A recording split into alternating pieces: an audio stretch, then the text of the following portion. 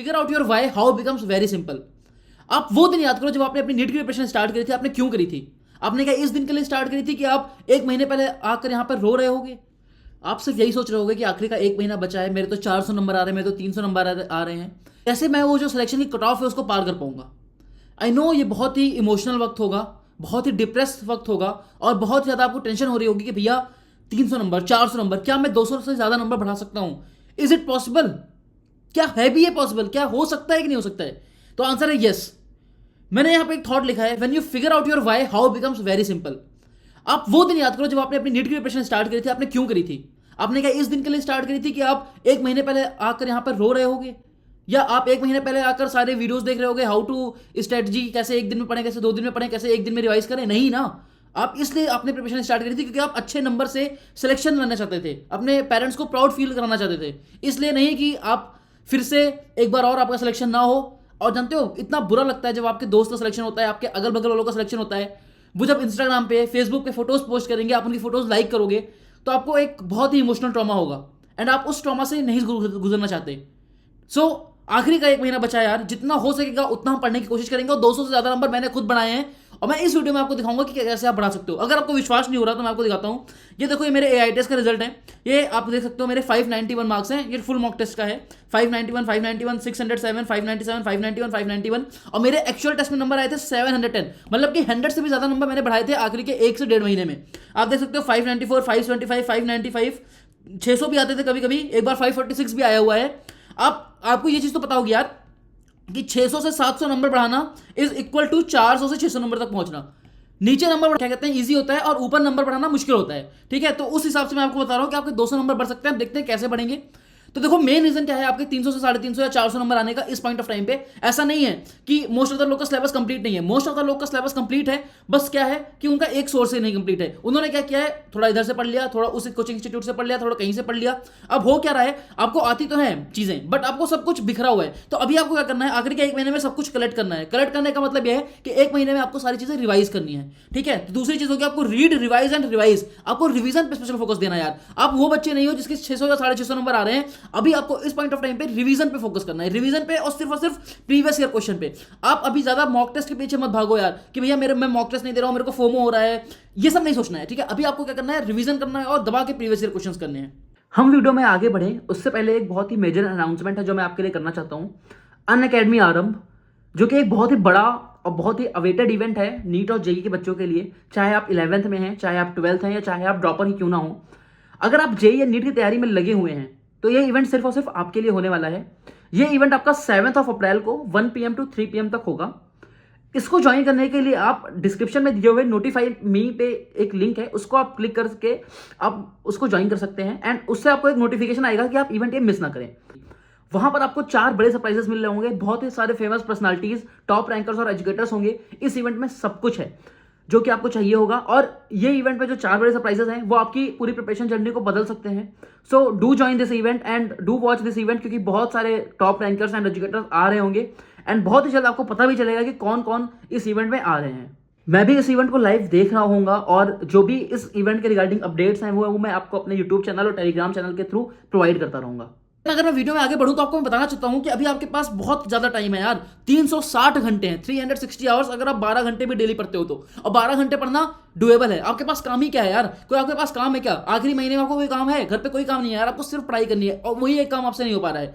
आप मुझे ये बताओ, जब विराट कोहली का कोई मैच होता है तो वो क्या करता है, वो क्या कहते सोचता है, अगर मान लो उसको कोच भी कहता है कि आज आप सिर्फ 2 घंटे प्ले करो, तो रुक जाएगा क्या? ऑब्वियसली नहीं रुकेगा यार, वो और खेलेगा। क्योंकि अगर उसका इंपॉर्टेंट एग्जाम है या इंपॉर्टेंट मैच है तो वो ज्यादा से ज्यादा क्या कहते हैं प्रैक्टिस करेगा। तो आप क्यों रुक रहे हो यार?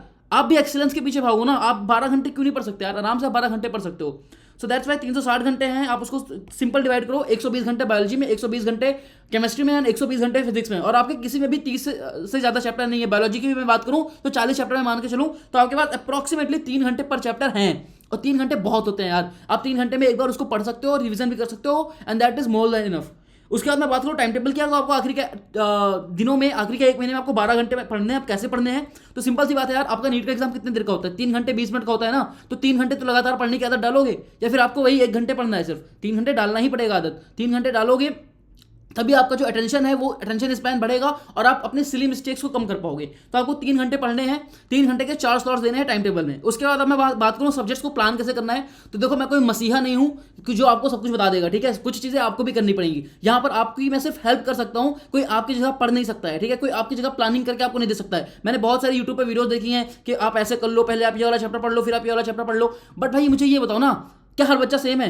क्या आप और आपका जो दोस्त है वो सेम है? क्या आपका और आपके दोस्त का सेम टॉपिक ही वीक है? नहीं ना, कभी नहीं होता। आपके घर में अगर 2 लोग हैं ना, आपका भाई और आप हो, आप शायद सेम जेनेटिक ट्रेट आप दोनों का हो, बट फिर भी आप देखोगे देयर इज अ वेरिएबिलिटी। हो सकता है उसको कोई चीज़ें आसानी से समझ में आए, कोई आपको कठिन से समझ में आए। तो आपको कोई बता ही नहीं सकता यार कि आपको किसको कितना टाइम देना चाहिए। आपको सिर्फ ये बताया जा सकता है कि आप टाइम को डिवाइड करो, अपने अकॉर्डिंग डिवाइड करो कि बायोलॉजी में 10 यूनिट्स हैं, मेरी ये यूनिट कमजोर है, मैं इसको ज़्यादा टाइम दूंगा। बट आपको एक टाइम फ्रेम में देना है कि आपके पास 120 घंटे ही है बायोलॉजी के लिए, उसी के अंदर पढ़ना है, ठीक है। एंड बायोलॉजी में आपको 350 लाना बहुत ईजी है यार इस टाइम पे।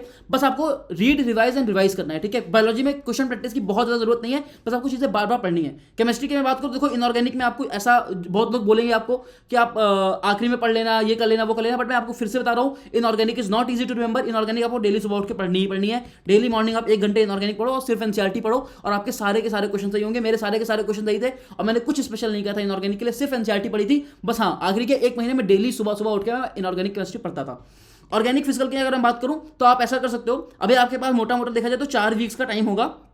आप क्या करो, पहले वीक में ऑर्गेनिक उठा लो, दूसरे वीक में फिजिकल उठा लो, फिर तीसरे वीक में ऑर्गेनिक उठा लो, चौथे वीक में फिजिकल उठा लो। और 2 हफ्ते में आप आराम से अपने ऑर्गेनिक और फिजिकल केमिस्ट्री कंप्लीट भी कर सकते हो, रिवाइज भी कर सकते हो। और अभी कंप्लीट करना हो तो प्लीज 1 शॉट वीडियोस के थ्रू ही कंप्लीट करना। ये अब क्या कहते हैं, बड़े बड़े 8-8, 9-9 घंटे के वीडियोस देखने में मत पड़ जाना, पूरा 1 दिन चला जाएगा, ठीक है। उसके बाद बात करूँ तो फिजिक्स का भी आप यही कर सकते हो। 11th 12th आप कर सकते हो, 11th को आप 2 हफ्ते दो, 12th को आप 2 हफ्ते दो। And be flexible in physics, क्योंकि आप क्या कर सकते हैं फिजिक्स में, आप ऐसा कर सकते हो कि आपका 14 दिन में नहीं कंप्लीट हो रहा तो आप 16 दिन 17 दिन भी ले लो, ठीक है, कोई दिक्कत नहीं है। एंड सबसे इंपॉर्टेंट बात है यार, सब कुछ कवर करो, कुछ भी छोड़ के नहीं जाना है। एटलीस्ट जो पोर्शंस आपके डिलीटेड नहीं है वो तो आपको कवर करके जाना है। सिलेबस कम हुआ है तो जो सिलेबस आपका कम हुआ है उसमें से क्वेश्चन ज्यादा आएंगे, तो आपको कवर करनी है सारी चीजें, आपको कुछ छोड़ के नहीं जाना। बहुत इजी क्वेश्चन होते हैं और आपको लगेगा एग्जाम देने के बाद यार ये टॉपिक मैंने पढ़ा होता तो मैं आसानी से कर लेता। सो कवर एवरीथिंग।